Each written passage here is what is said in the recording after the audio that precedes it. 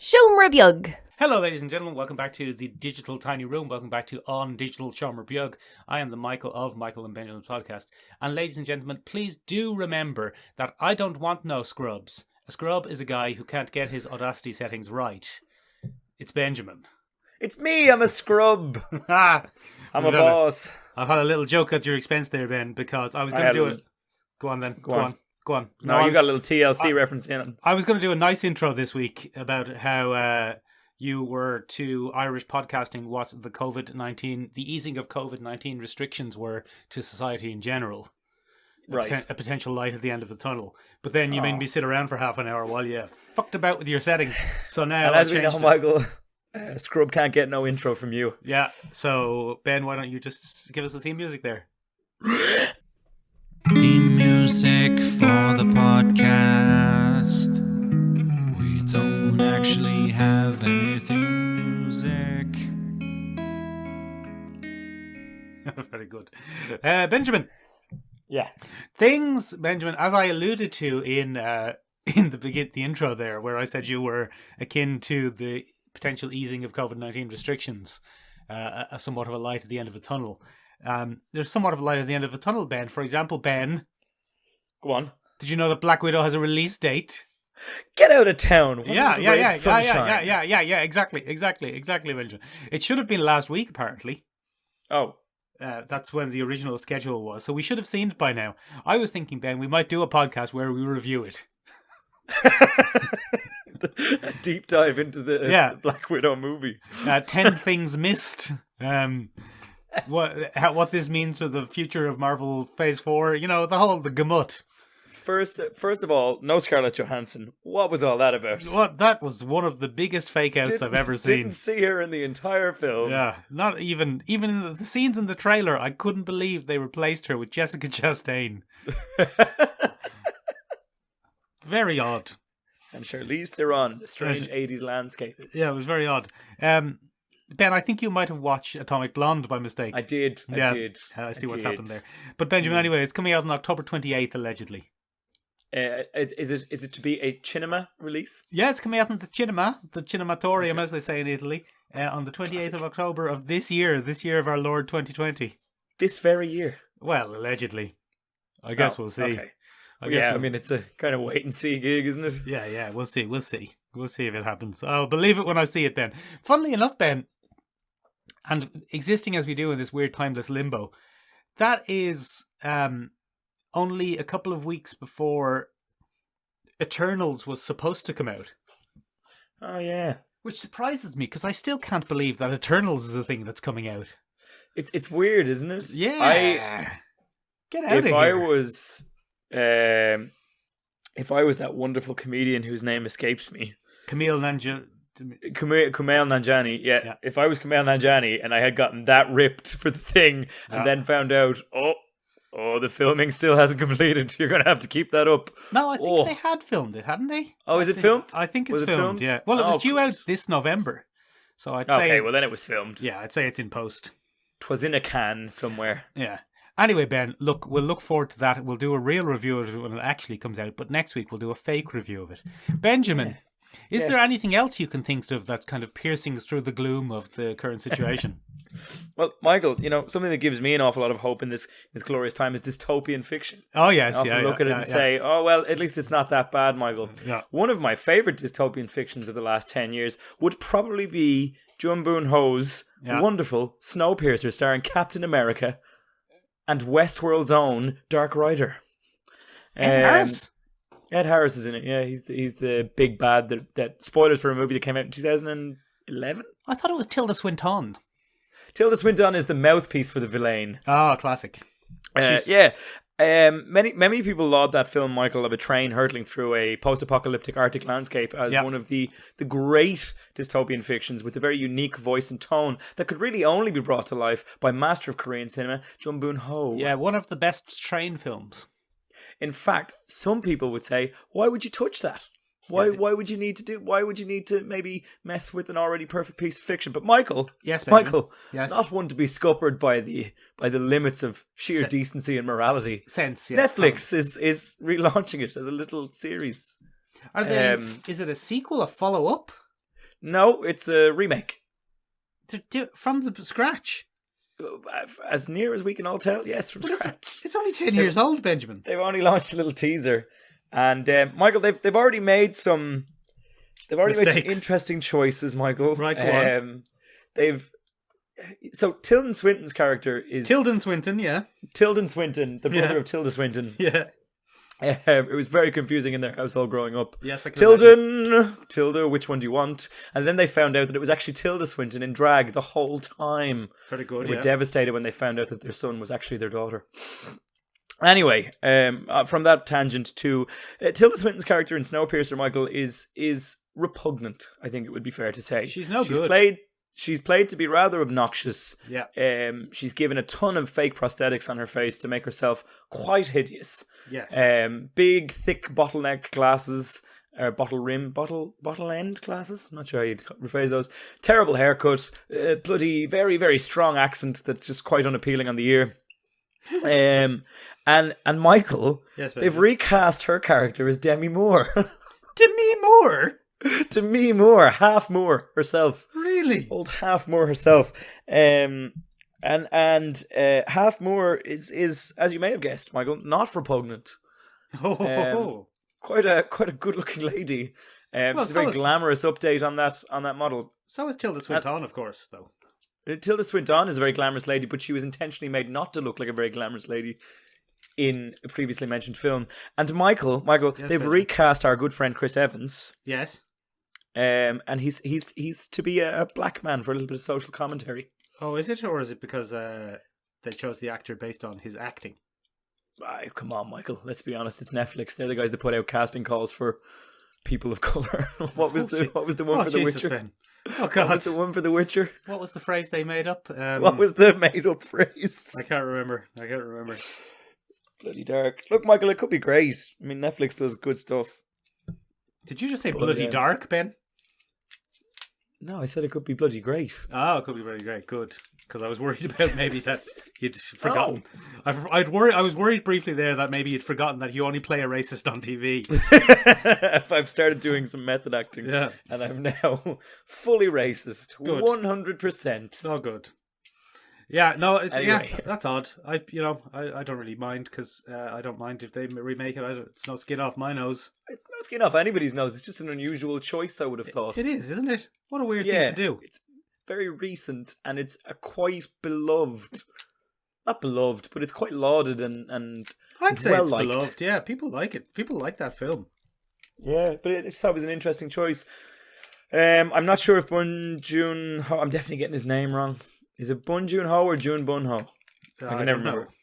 I'm going to say the Korean director that directed Parasite, whose name has escaped me, which I really should have written down. I don't know if he's involved at all. He probably should be. Or he probably shouldn't be. I don't know. Anyway, he doesn't have any particular rights to the franchise, does he? I mean, he wasn't involved in the original comic. So. He's just a guy who made one version of it. Fair. And other people can make other versions of it if they want, I guess. What do you mean, Michael? What do you mean people can make versions of things? Who are we to stop them, Ben? Well, we're a small Irish podcast with COVID-19.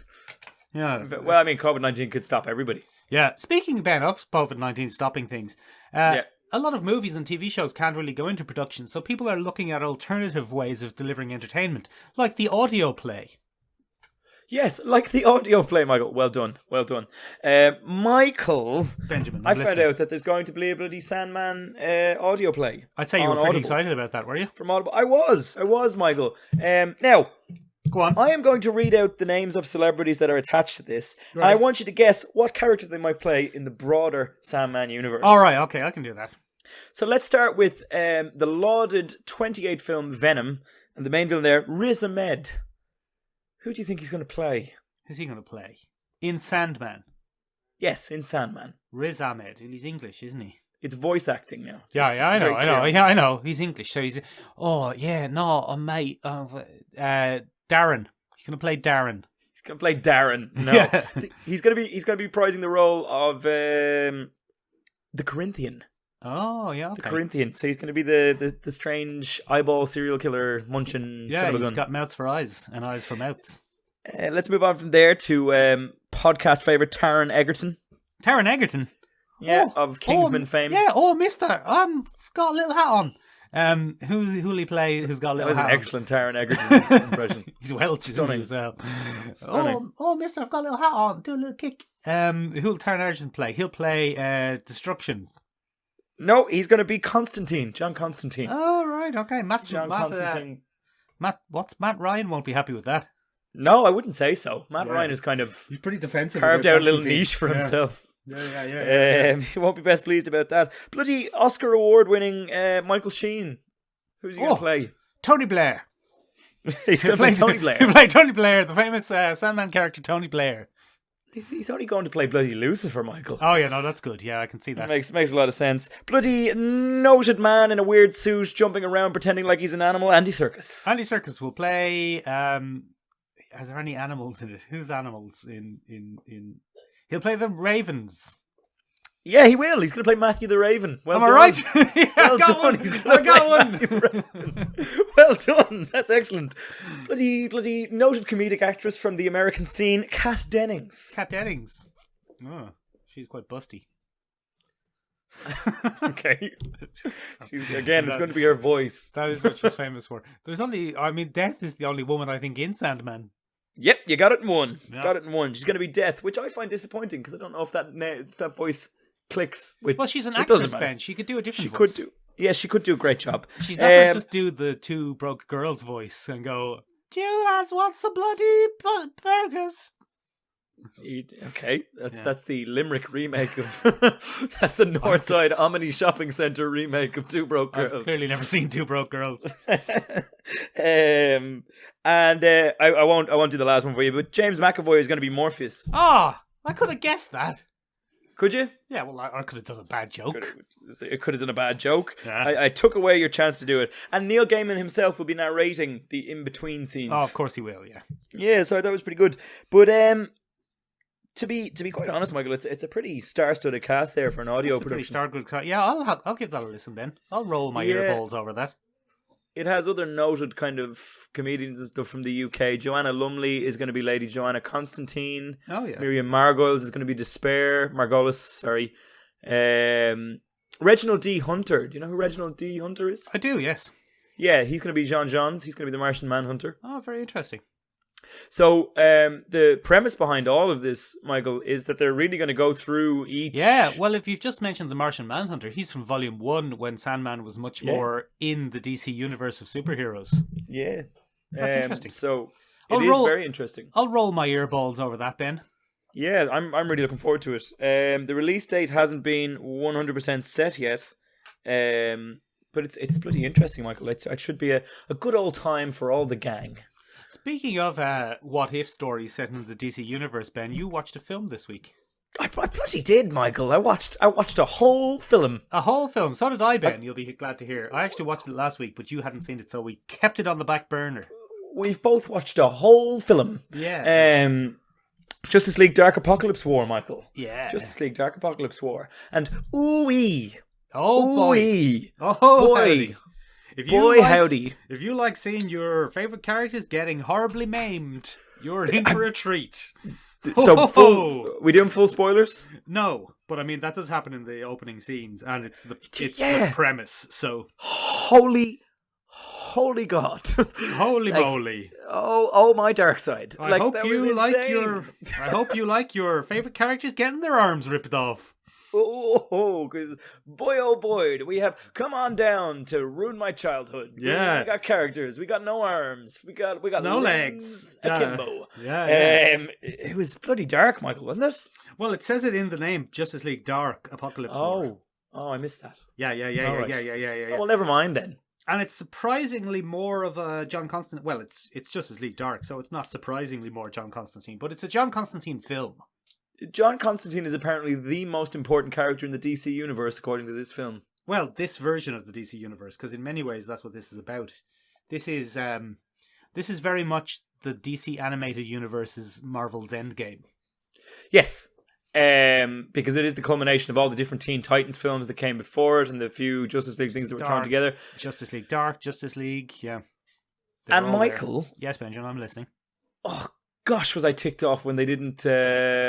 well, we can't really get into it because we're not doing full spoilers. Well, so no, we will do full spoilers. Let's just talk a little bit about non-spoilers first. It's quite good. It's very well animated. It's very well acted. I thought it was one of the better ones, Michael. Yeah, one of the better ones. Apparently, DC Animated Universe is pulling up its socks again. It's quite gripping. It's very well done. Yes, it is essentially Endgame and Infinity War in one movie. So yeah, they don't really take the pause. They skipped Infinity War, basically. They said, wasn't Endgame great to have that little time skip and then have the 5 years later trying desperately to fix things? We'd like to do that in 2 films. Yeah, we would like to do that in 1 film. So we're going to make the opening scene the horrific thing where everyone gets killed and then have the time jump. So it's Endgame, but Endgame without Infinity War, really. Or Endgame, but with Infinity War told as occasional flashbacks and a shocking opening scene.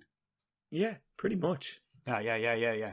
And but quite an enjoyable film, Michael. It's very enjoyable. It is absolutely relentless, though, in terms of grimness. It's so dark. It's one of the grimmest films I've ever seen. It was the darkest timeline. Everybody exactly. Had a horrific end. Yeah, I mean, I hope you don't like, say, Batgirl. Oh, buddy.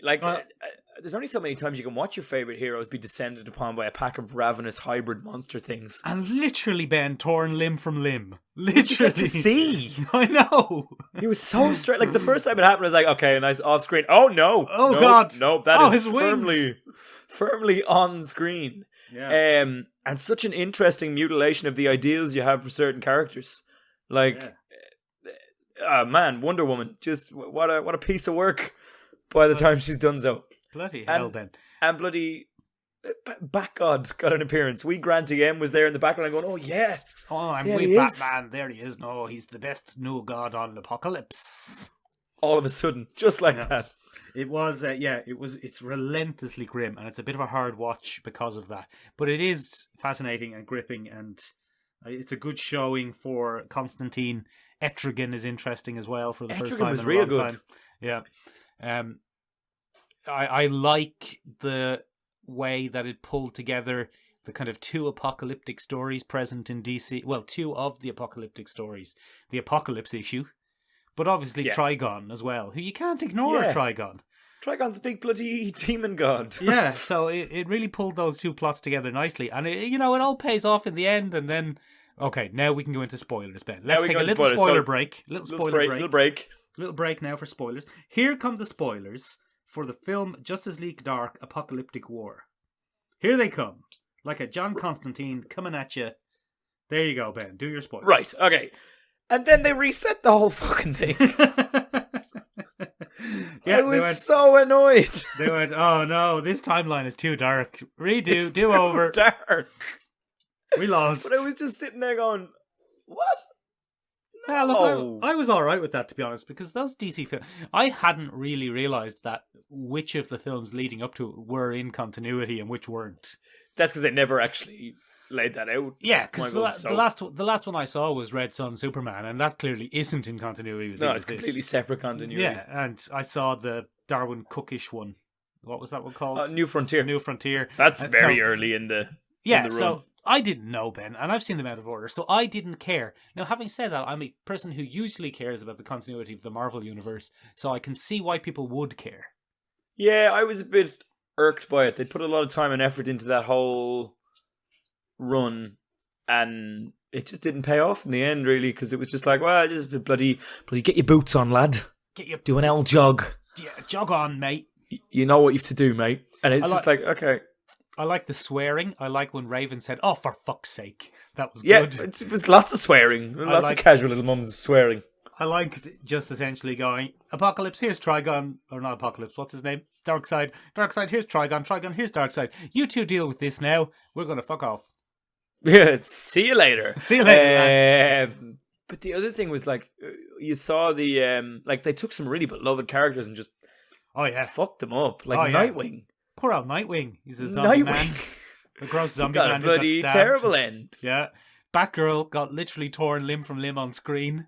Yeah. That was pretty upsetting. Yeah. Oh, that bloody hell. Yeah. Yeah. Zatanna just swarmed and died. Yeah. A lot of interesting things going on there. Very gruesome deaths for beloved characters.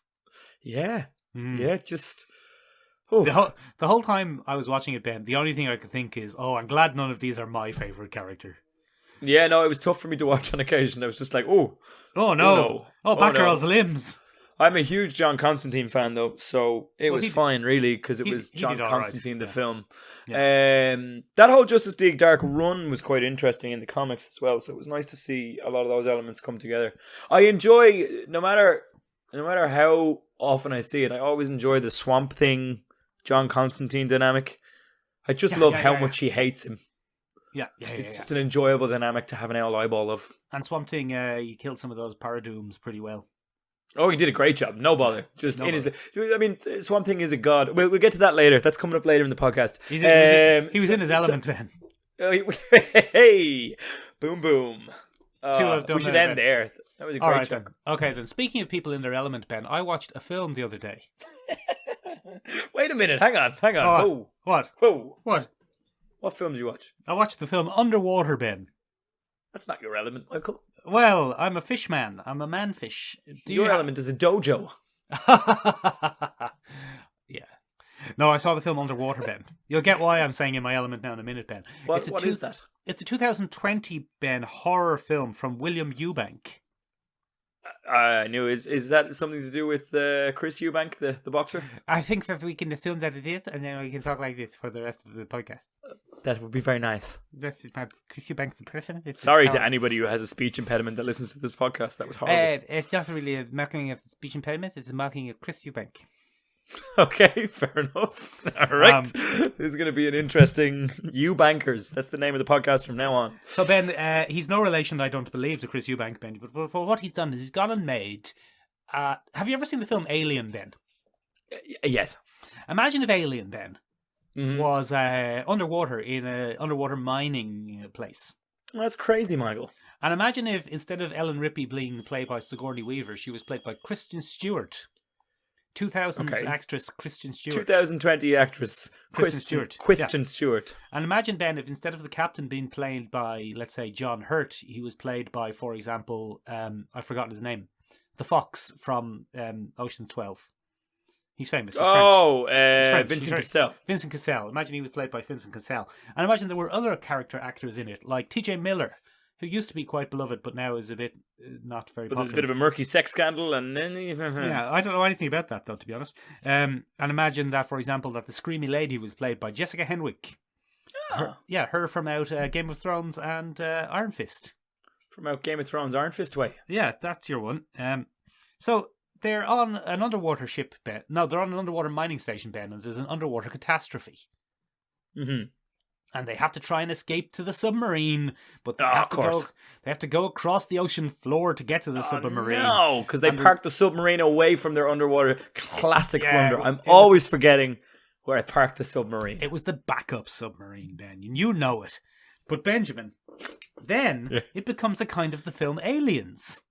Oh, is there more parasites underwater eating people? There's thingies underwater getting people. That's why I'm in my element, because I love thingies underwater getting people. Now, it's your favourite thing.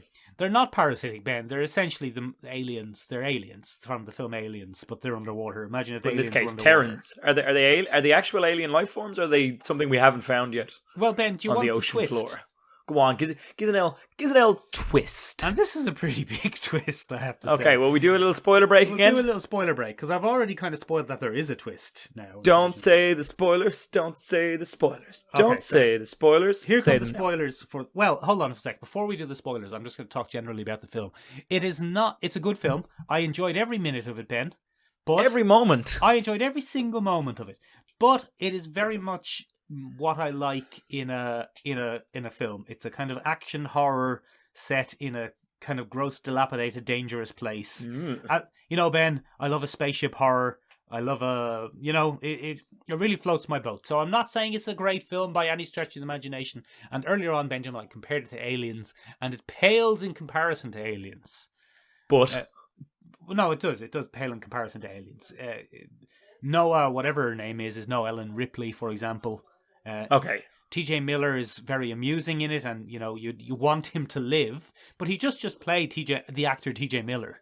That is TJ Miller's entire career strategy. Yeah, he plays the actor TJ Miller. Imagine if TJ Miller was trapped in an underwater station. There you go. Jessica Henwick plays it straight as the person who's a bit out of her depth and is most likely to scream. Maritime joke. Yeah, good, yeah. Vincent Cassell plays pretty much exactly... Imagine, Ben, Vincent Cassell playing a good-hearted captain who's trying to get his people off the ship. Oh, yeah. You know, it's villains. It's That's all tough fit. It's all pretty above... It's all pretty standard stuff. But I thoroughly enjoyed it because it's my favourite kind of genre. Benjamin, the big twist, though, in the end, is that the monster things, are little baby parasite things. Not unlike... do you remember Cloverfield? How Cloverfield had little things dribbling off it? Yeah. So these monsters are little things dribbling off, Ben. Cthulhu! Who does that? Who just slips in a Cthulhu at the end of their movie? Pretty bizarre, to be honest with you. Get out of town. Yeah. So they're like, and this is in the new month, Ben. So this is a complete and utter spoiler. But as they're approaching the final station where they might have a submarine or some escape pods to get them home, they're surrounded by some sort of big structure. And all these thingies are dangling off it. And just when the thingies start waking up, the structure itself rears up. It's Cthulhu. No way. Yeah. Isn't that mad? H.P. Lovecraft's big tentacly faced son of a gun himself. Yeah. Now, I mean, it doesn't matter that it's Cthulhu. And they don't actually say it's Cthulhu. But the director himself has confirmed that it is in interviews. But it's another, it's just another little added tick on the Tickle Michael Pink checklist. Yeah. It's part of my new favourite genre of surprise H.P. Lovecraft films. Which seem to be getting made more and more, which is actually kind of bizarre when you think about it. Yeah. Very strange. So yeah, that's mad. Do you recommend watching it then? Is it worth a watch? Look, Ben, I think I would have thoroughly enjoyed it in the cinema. But that's a shame. Cinemas are gone now, Michael. Yeah, I know, but there's an issue with watching it at home, Ben. And the issue with watching it at home is, I'm sure you're familiar with the way digital media condenses colours to save file space. Are you familiar with that? Yeah, it's a pain in the arse. Yeah, and it makes dark scenes in movies tend to be quite blocky if you're watching them streaming. Yeah, you get the banding. Yeah. Banding is great. When you're watching a dark underwater film, it's very hard to tell what's going on at times. You don't want banding, I tell you that much. You don't want that. Which is very upsetting. But 2020 was not the year of Kristen Stewart, really, was it? She got kind of shafted by... This came out this year. She gets shafted a lot, though. Kristen Stewart, consistently since the Twilight days, has made some pretty interesting, bold, not necessarily great choices for roles, but she always gives it 110%, Michael. And her independent art house stuff is generally quite good, but yeah, she's had a bit of a rough run with blockbusters. I watched Charlie's Angels too, Ben. No good. I wouldn't imagine it was, Michael. No good. Not good at all. No, I didn't. I never bothered. Yeah. Never bothered. She just can't seem to... well, maybe 2021 will be her year. She's the best thing in Charlie's Angels. And she's quite good in Underwater, which I can't think of a funny name for it, because if I was coming up with a funny name for it, I probably would have called it Underwater Aliens. But that's more words than the actual... You know, you see my conundrum there? I see what you've done. It's aliens, but it's underwater. Yeah. Yeah. Anyway, it's good. I thoroughly enjoyed it. And I like a twist where there's a big Cthulhu. So give it an old watch. I'd give it an old watch, but I'd try and watch it on a non-streaming format if you could. Because, that banding. Yeah, banding. Let's do an episode on banding. Yeah, we be a short episode, but okay. I don't know. I reckon worst I could talk banding in for an hour or films. two. Well, let's do a bloody tutorial on how to avoid banding in your own material. Let's do that. I can't. I don't have that technical expertise. Oh, okay. I'll show you how to do it, and then we can do a side-by-side debanding of a video that you record in the dark, fighting Cthulhu. All right. How about that? Good. All right. Stay tuned for that, ladies and gentlemen. Benjamin, I think, to be honest, if you could show me how to do that, that would be kind of a miracle. Hey! It would make me something of a miracle man. Oh, I see what you've done, Ben. I see what you've done. Now, ladies and gentlemen, this week's topic is one proposed by moi, because I stumbled across a little interview with Mr. Neil Gaiman. Yeah. And it was all about Miracleman, which is a 1983 adaptation. Ben, yeah. I just have one question before you go any further. Oh, go on. Yeah. Who even is Miracleman? Well, Michael, it's funny you ask. So Miracleman has a long and you really made history. me work to squeeze that in there, Ben, didn't you? I almost got away with it too. Well, Michael, you and I last year went to a cinema and we saw Mr. Billy Batson for the first time on a big old screen. In a cinema, and his famous character is Shazam. And of course, Michael, what you might not have known about this young man is that once upon a time he was called Captain Marvel. I did know that then. Yeah, I know you knew, but it was for the listeners. All right. So basically, back in the day, Michael, comics were not as widespread as they are today. Mm-hmm. And when Shazam was kind of doing the rounds, especially in the mid-40s, early 50s, you would kind of have to get a separate publisher to print over this side of the pond. And there was an English publisher who had secured the rights to the reprints. L. Miller and Son was the name of that publishing company. Larry Miller and the lads. And he had secured the rights to this. So he was doing reruns of the very successful Shazam family, which starred Billy Batson. Well, Ben, it was called the Marvel family then, wasn't it, Ben? It was called the Marvel family back then, Michael. You had bloody Captain Marvel, who was Shazam himself, Billy Batson. Well, he wasn't Shazam himself, Ben. I know you keep saying that, but Shazam was the wizard. It was Shazam himself. I'm just going to barrel through on this one. No, you're right. Shazam is the wizard. So Marvel. The young man who was Captain Marvel was Billy Batson, and he would use the magic word Shazam. Yeah. There you go. His magic word, and it would transform him into Captain Marvel. Yes. And then he got a little extended family. He got Miss Marvel and Mary Marvel. Yeah. Mary Marvel was it? Yeah, she was sometimes known as Miss Marvel, though, wasn't she? Captain Marvel Jr. Captain Marvel Jr. There was a bloody tiger called Tawny. Tawny Tiger. And L. Miller and Son were making a bloody mint of these reprintings. And then, Michael, came the whole bloody litigation kerfuffle that was Marvel Comics saying, hey. Oh, no, sorry, that's incorrect. Yeah. Sorry. You've jumped the gun then. Captain Marvel was not actually published by DC at this time. They were published by a company called Fawcett Comics. And Fawcett Comics took a look at bloody Captain Marvel and said, well, he's got a bloody Jerry curl. He's got jet black hair. He's a bit broad and muscular. He's got very wholesome values. And DC said, hey, that's an awful lot like our bloody character. Yes, Batman. Yeah.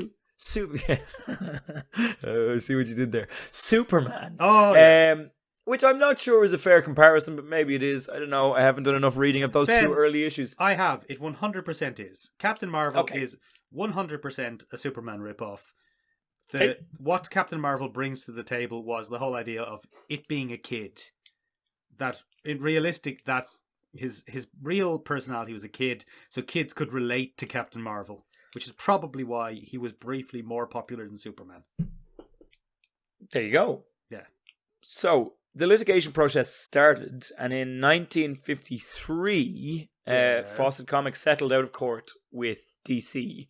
It was a 12-year litigation period, which is bloody intense, Michael. It's a long time. It's a long time. But anyway, eventually in 1953, they said, nope. No more. Okay, we'll pack it up, call it a day. And that was bad news for L. Miller and Son, because their biggest money spinner, Captain Marvel, had just gone down the tubes. But they didn't miss a beat, Michael. And later in 1953, they released Marvel Man. That sounds very similar, Ben. Yeah, so Marvel Man, and stop me if you've heard this one before, centered around a young boy called Mickey Moran. Yeah. And Mickey Moran had a magical phrase that transformed him into a superpowered being. And that magical phrase was Kimota. I think you're thinking of Captain Marvel there, Ben. You see, you would think that, wouldn't you, Michael? Yeah, but there's a key difference there, Michael. Yeah. He's only bloody blonde. He's got blonde. He wasn't blonde until much later. But in the initial run, they didn't miss a beat. They rebranded a bold, kind of wholesome superhero that used a magic phrase. He ended up getting his own little mini family of different people. Johnny Bates was the kind of Captain Marvel Jr. of this particular universe. Marvel Boy, I think might have been his name. Kid Miracleman? Kid Miracleman. Kid Marvel Man? Even more so, yeah. So anyway, That only lasted for 10 years, I'm afraid, and then it just couldn't cut the mustard.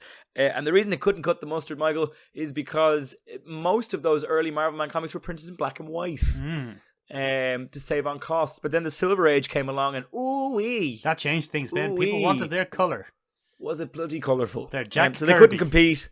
And unfortunately, in 1963, at the end of the original Miracleman run came to an end. Marvelman. So that's who Miracleman is, Michael. Marvelman. But that's not what we're talking about today. You keep saying Miracleman. I think you mean Marvelman. I meant Marvelman, sorry. Yeah. Marvelman came to an end. Oh, what a shame. But Michael. Yes? That wasn't really the end of it altogether. A couple of years later, an editor who was putting together a little British comics anthology decided to acquire the rights. Oh, good. And he said, bloody get someone to write this. I need a young buck, a young man who's out there to make his name in comic books. Hip ideas. Who's got some hip, edgy, out there ideas. My bloody anthology's called Warrior Anthology, and it's edgy, and I need to get somebody. Hopefully he hates Margaret Thatcher. So he took a trip down to Norfolk, and he was walking through the streets. He saw a young man practicing magic on the side of the road. He said, hey, kid. Hey, kid, that's a fantastic beard for a young man. And the young man said, I don't care what you think. And he said, I like your moxie, kid. And he said, you wanna write a comic for me? He goes, yeah, all right. I think you're embellishing this story, Ben. I definitely am, yeah. That's how Alan Moore found his way to the Marvelman title and run. And some would argue, Michael, using that model, he kind of changed what we perceive to be comics. Well, Benjamin, let me tell you, Ben. The main, when you're having a conversation about Marvelman, Miracleman, do you want to get into Miracleman or do you want to wait for that? No, I mean, you can get into it now if you want. It's up to you. Well, basically, Ben, Marvel didn't like them calling it Marvelman, so they sued them and they said, all right, we'll call it Miracleman then, you pricks. Like, Marvelman has been trapped in litigation hell for decades. He is like a triple knockoff now, in fairness, so it's not surprising. Captain Marvel himself was a rip-off of Superman, and then he was an even more direct rip-off of Captain Marvel, so it's not surprising that it's not surprising. For example, we are currently in litigation with the imitation podcast Michaelandbenjamin's podcast, which is that Renjamin, a complete mockery. But then the rip-off of that podcast, Michael and Ben's podcast, is in many ways even more similar. Better though. Yeah, much better. Yeah, much better. Got some edgy ideas. They got young angry British writers in, and they often have Alan Moore on as a guest. It's bizarre. I don't know how they have that kind of clout. So Benjamin, so they basically then Marvel came along and said, "Hey, wait a minute. Hey guys, we're called Marvel up in here. You can't be going around calling that guy Marvel." And the English people were like, "Oh well, you'll try and stop us now, boys." And then the Americans are like, okay guys, we're going to sue you guys. And the British guys are like, oh, well then, okay, we'll knock it on the head, I suppose. I like that all British people are Welsh in your universe. I think the first one was from Limerick. I think it definitely was. So anyway, I don't want a couple of nationalists to come after us, so we're not going to touch that. So then he became Miracleman. Yay! And Michael, I don't know if you know this about Alan Moore, but he has a few trademarks that mark an Alan Moore comic out as an Alan Moore comic. Well, surely he does, Ben. But were they present when he wrote this? This is from 1981? Wait, is it 1983? 1983. I was just born, Ben. I was a nascent babe. But a nascent babe. He came out fully bald and fully bearded, ladies and gentlemen. I did, that's true, actually. Very traumatic for the nurses. Benjamin, though, I've read all of this, obviously. And when you read this now, it's like, oh yeah, all right, Alan Moore, very Alan Moore. Yeah. But by God, by golly, Ben, did this, by God, by golly, Ben, you name me a comic that isn't influenced by this, Ben, and I'll bloody tell you that you're wrong. Yeah, well, that's because I would be. Michael, this thing... By God! 16-issue run... reshaped everything we understand as comics. And, Michael, I had heard you talk about this before. You had gone on about Miracleman before. And I'm always going on about Miracleman. You're always going on about... I had never read it, Michael. And then I saw this little video with Neil Gaiman. Yeah. Noted English writer. I was like, oh, bloody hell. Would you like to hear my impression do an episode of Neil on Gaiman? that? Go on. All right, boys, this is me, it's Neil Gaiman. Yeah, it was pretty good, actually. It's that luxurious voice of his that gets him all the audiobook gigs. I'm not good at voices, Ben. I've just realised I'm very bad at impressions. Only just now. Yeah. I mean, they're largely always the same and not where they're supposed to be from. For those that don't know what Neil Gaiman sounds like and are looking for something to help them fall asleep, you should probably go and look up Neil Gaiman interviews. He's got this lovely, soft voice and way of talking. And he's always explaining things. It's really nice. Yeah. And when you have stories, they're magic. And the story I love magic. Is itself the story. What a twist, Neil Gaiman, you prick. And I think without stories, we wouldn't be very human.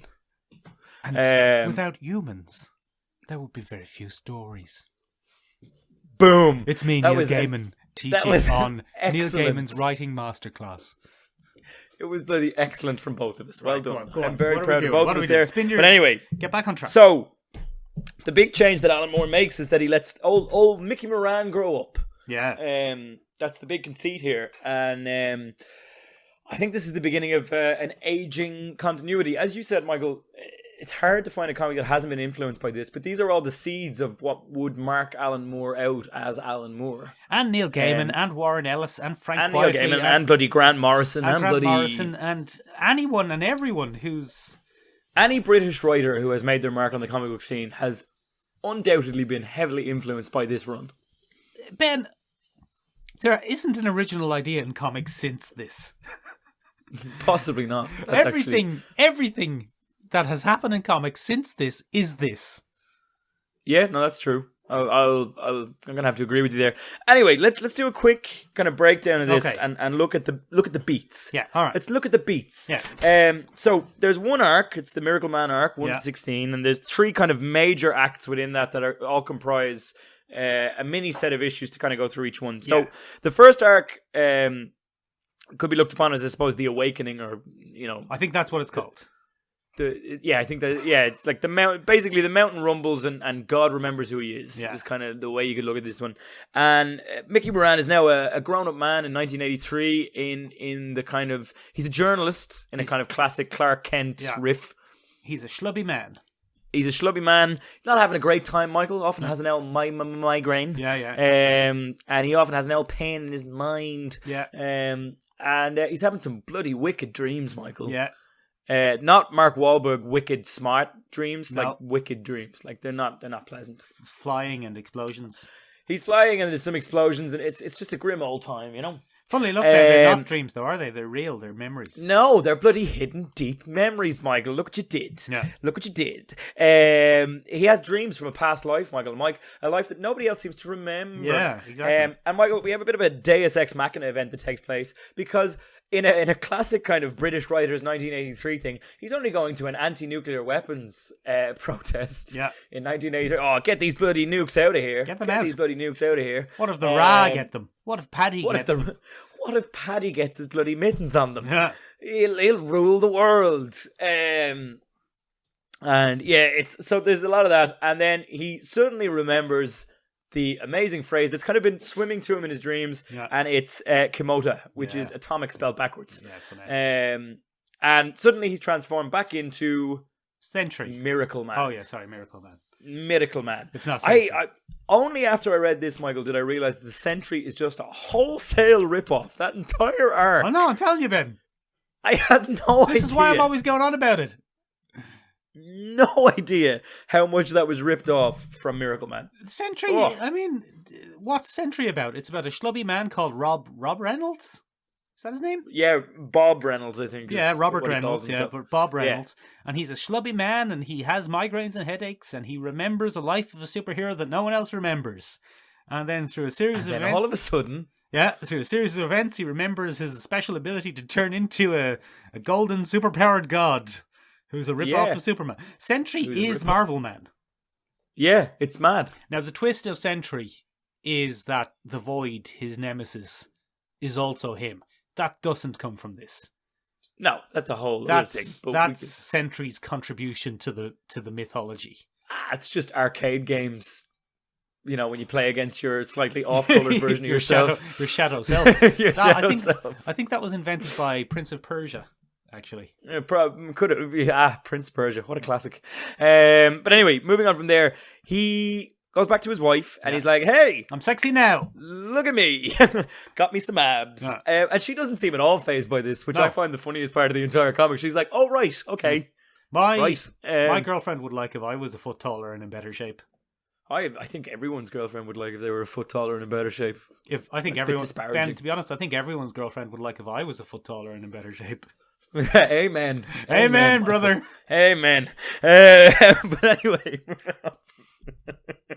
What are we talking about? Do you ever stop and listen to what we say and just go, "Oh, fuck"? Yeah. I have to edit this shit. Yeah, I forgot. Anyway, moving on from there. So anyway, he goes back to his wife. And he tries to fill her in on this whole life that he remembers. And his wife has the most common sense line of all. And she goes, "That's absolutely ridiculous." Yeah, it wasn't a wizard, dumbass. There's no way that ever happened. And he has possibly my favorite kind of outrage line of all time. "Damn it, Susan, you're laughing at my life." Which is just a great line, Michael. Is her name Susan? I thought her name was Jane. "Damn it, Jane, you're laughing at my life." Susan Jane, it's a generic 1983's woman name. Oh, God. Anyway, we move on from there, and when he realizes he's not going to get any bloody support there, Michael, he tries to track down his old buddy, his old pal, right, Ben, Johnny I think Bates. I've read this more recently than you. His pal tracks him down. I know that's niggly. I know that's not a big... No, it's okay. Deal, you can niggle. Well, because his pal, Ben, it turns out, and this is another thing that happens in superhero comics all the time, his pal survived the nuclear explosion that took him out. Yep. But Benjamin stayed in his superhero form all of these years. Sneaky. And that's a classic superhero trope. Sneaky. They ripped that off in Kingdom Come. Yeah, Kingdom Come. Yeah, Billy Batson stays in his superhero form for all those years. Thor Ragnarok did it recently where Hulk didn't change back. Yeah, it's a true. It's a pretty common two characters, one body story. I don't want to go back inside the bottle. Yeah, exactly. So to speak. Yeah. So I mean, it's a good one. And then, well, Michael, they don't see eye to eye. No, he's a bit of a madman. He's gone mad, Ben. He's gone mad with power. Yeah, he's gone mad with a bit of power. Well, he's the most powerful being on the planet, I suppose. Yeah, he is. Well, aside from the fact that Miracleman has returned, but so yeah, we kind of close that arc out with a good old battle royale between two superpowered beings. Yeah, the first one ever, and first one ever in their memories anyway. And it gets a bit messy, Michael. Gets a bit messy. The level of violence that can sometimes be depicted in this particular thing, and it's funny that we mentioned the grimmest DC timeline earlier, but the way some of these arcs wrap up, very grim, but also very hopeful and utopian, and like perhaps too utopian in some senses. Neil Gaiman took care of that a little bit later in the thing, but anyway, it turns out that they have their little battle, and eventually Johnny Bates' inner child, I suppose, kind of reclaims his own body and says the magic word to... He says it by mistake. He does say it by mistake. He's, "You've been beaten by me, Kid Miracleman." Balls. It's great because they have those two panels where, and the artist depicts it perfectly. Kid Miracleman. And he's just like, "Oh, I've turned back." That is a weakness which was very easy to exploit. Yeah, super easy to exploit. Yep. So anyway, he's transformed back, and he kind of goes into a catonic state because the weight of all those sins, Michael, sitting on those young shoulders. Yeah. So he goes into a catonic state, and then bloody Miracleman goes, "Right, job done. On we go. Let's buff the wife." And then it brings us on to the second arc where he meets his maker, and there's a lot going on there. So much going on, then. He's actually a form. There's racism. Yeah. Oh, there's Alan Moore. There's African jungle tribalism for some reason. Sit down, Alan. Sit down. There's mind control. There's cloning, but this is the one where they do away with the whole. It was a wizard who told you a magic word. It was actually the whole time alien influenced super science. I mean, the retcon that as we understand it today is directly. This is directly responsible for Grant Morrison's entire career. I mean, if you think about Stormwatch, where all superhumans come from alien interference on Earth, that's... Yeah. your cherubim and your cherubites or whatever the hell they're called. Whatever the heck you want to call them. Basically, any superhero series where all superhumans stem from some sort of alien interference. Yep, it's all down to this bad boy. Where it comes from. Yeah, and it's kind of crazy. And then finally we come to arc number 3, which is the kind of Olympus arc. I think that's what it's called, isn't it? And this is the most famous one. Yeah, so basically, old Captain Miracleman, Marvel Boots, sits down with himself and he says, I don't really need to return to human form, do I? Yeah. Not a whole lot left for me back there. So he decides to abandon his weak human persona. Well, yes and no. The weak human... Well, by this stage, it's starting to focus on like the duality of him. Is Miracleman him, or are they two different people? Who's who? Who is who? Who is people? Who's not people? What's identity? And his human identity, Mickey Moran, commits suicide essentially. Yeah, I forgot how dark it was. Yeah, never mind. Go on, you explain that. He doesn't kill himself. He hitchhikes to a mountain in Scotland, strips naked, makes a gravestone for himself, and says the magic word one final time. And then the Miracleman side of him decides to honour that request and never turn back. Mad. It's pretty interesting. It's an interesting moment. But he's lost his humanity then, Ben. And then it gets into DC territory. Because he starts to ascend a little bit. Yeah. And he gets... Not necessarily consciously. No, but he gets this team of utterly superhuman people. And they form a pantheon, Ben. Which you can't turn your head to the left in comic book these days without someone forming a super team and comparing it to a pantheon. It's a classic trope, Michael. But it wasn't back then, Michael. No, that's what I'm saying. It wasn't back then, Michael. And again, why it's so formative. And then, of course, we have the return of Master Bates. I've been waiting to make that joke for the entire episode. That's why I wanted to do a Miracleman episode. I'm done now. That joke is in the comic, Ben. I'm sure it is, yeah. That's why he goes mad. Because they call him Master Bates. Pretty much, yeah. They keep calling him Master Bates and upsetting him. And then they try and bum him. And then he says, that was pretty grim. I'm gonna say Miracleman. He kind of emerges from his catatonic state, and right before he gets sexually assaulted. I don't think it's right before, Ben. It's during. Oh yeah, okay. It's Alan Moore in the 80s. Alan Moore. Yeah, and then he transforms back, and obviously, bloody Kid Miracleman doesn't have any good intentions towards humanity on his mind. And he wreaks a bloody vengeance on London that can only be described, Mick, as horrific. It's apocalyptic. Those panels are... Ooh.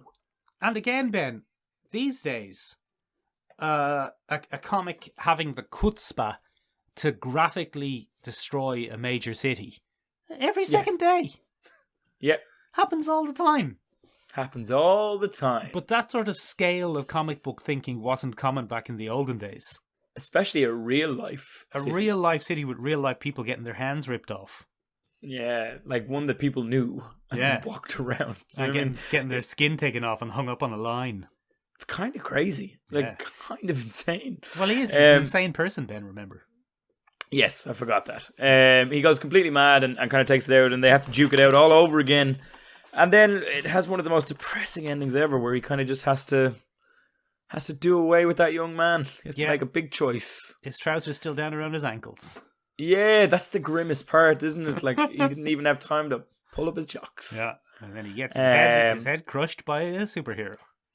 Yep. And then off Marvel Man does trot to make a better world. Neil Gaiman took over after. Well, hold on. Just before you go ahead there. The whole superheroes, a pantheon of superheroes becoming like a pantheon of gods and deciding to change the world. Bloody Warren Ellis thought that was revolutionary 20 years later with the Authority. And he's like, let's change the world. We'll finally change the world. We'll make the big decisions. And even then, they're nowhere near as big as the decisions in Miracleman. No. Marvel Man. No. Marvel, Miracleman, Mystery, Marvel Boots. But yeah, you can do this and play formative Alan Moore bingo Oh yeah. Like all the big themes are there.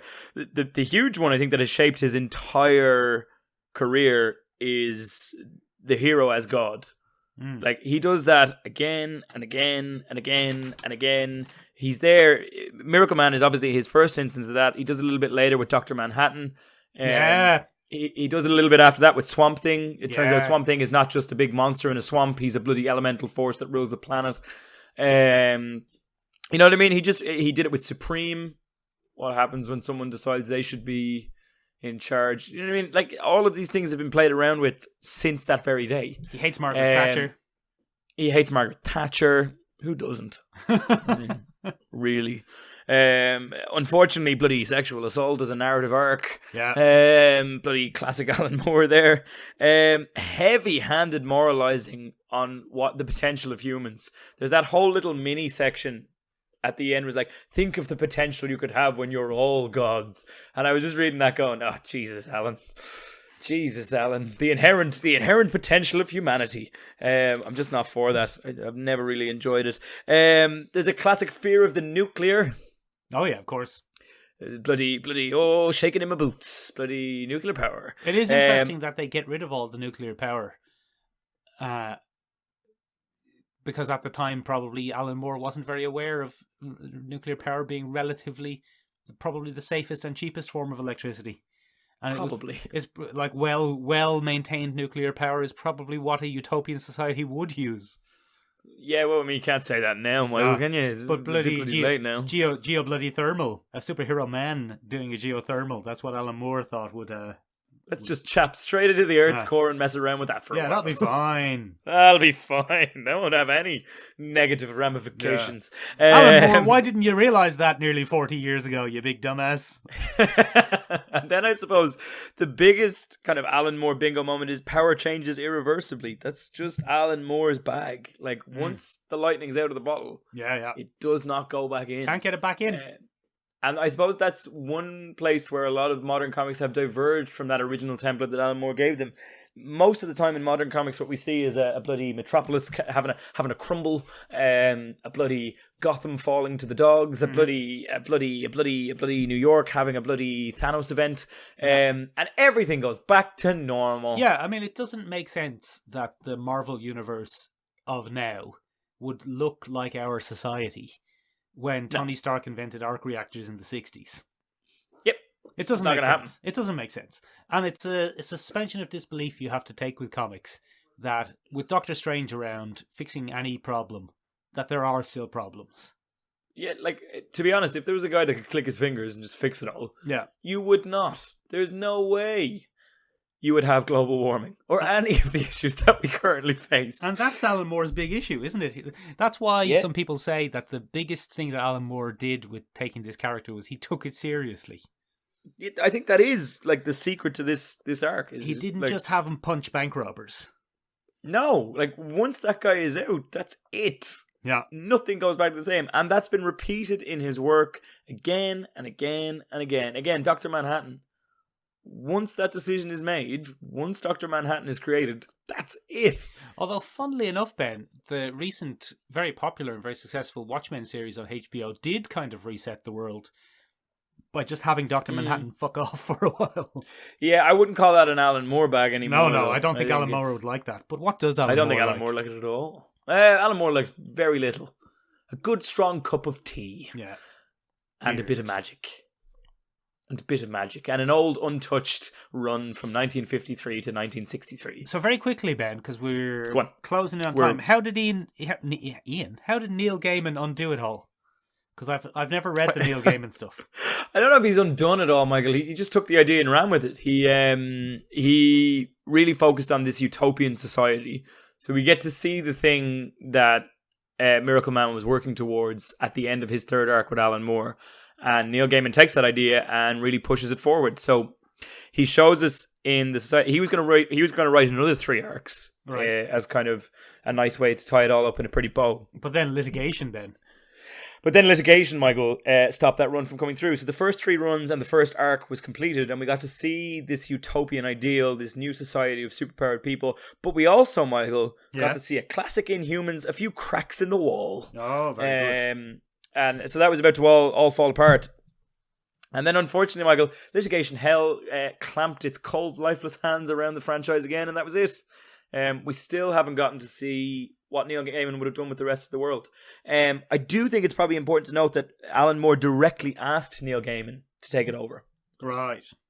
Which I find to be a very interesting thing. He just directly went to Neil Gaiman and said, "You do this. Yes, you do. I don't want anybody else to do this. You do it now. You do this and now." To be fair, if Alan Moore in 1983 had walked up to me with his big bushy beard, yeah, and his mad hair, yeah, and his bit of arcane magic twinkling about the eyes, I probably would have gone, "Yeah, no problem. Yeah, Grand, cool. yeah. What Cool, if he asked do you that to for get you your now." bloody Audacity settings sorted out? I probably would have had a much earlier podcast. Ladies and gentlemen, that's it from us for this week. We're going to wrap it up there. What do you think of Miracleman? Have you read it? Is it all a bit twee at this point? Not you, Michael, the listeners. Oh, the listeners. Is it all a bit twee at this point in our existence, ladies and gentlemen? Of course it isn't. It's formative. Of course it isn't. But if you have anything that you'd like to say about it, you can get in touch with us in the following places. We are on the interwebs at a lovely website that Michael pours his blood, sweat and tears into. It's called seomrabeag.com, seomrabeag.com. It's tiny room in Irish. It does indeed. We're also on the gram at Sean Rabeag, seomrabeag. There it means if you are small listening room. to us, ladies and gentlemen, on the L Tube of You, do give us an L comment down below and a like and a follow. Are we needy and clingy? Absolutely. How do you not get 3 a.m. drunk text messages from us asking you to subscribe and like? Just do it. Leave a message. Just do it, and then you don't have to get any late night booty calls. It's fine. And then moving on from there, ladies and gentlemen, if you're listening to us on Apple Podcasts, give us a review. A good review. If you're listening to us anywhere else, ladies and gentlemen, for example, Spotify, you could always give us a follow. And maybe, just maybe, if you think other people might enjoy this particular little discussion that we had today, give it an L share onto your Instagram stories. Instagram stories. Share the wealth. Share the wealth. That's it from us, ladies and gentlemen. If you haven't had enough of us this week, you can tune in again this very Wednesday. Oh, yes. Where we were talking about Image Comics Low on our other podcast, Collecting Issues. So we'll talk to you then. Bye. What are we talking about next week, Ben, I wonder? I don't know. I haven't given it any thought. Yeah, we'll review Black Widow. It'll be great. Black Widow would be great. Do a Black Widow review. All right, guys, that's it from us. Bye. Bye.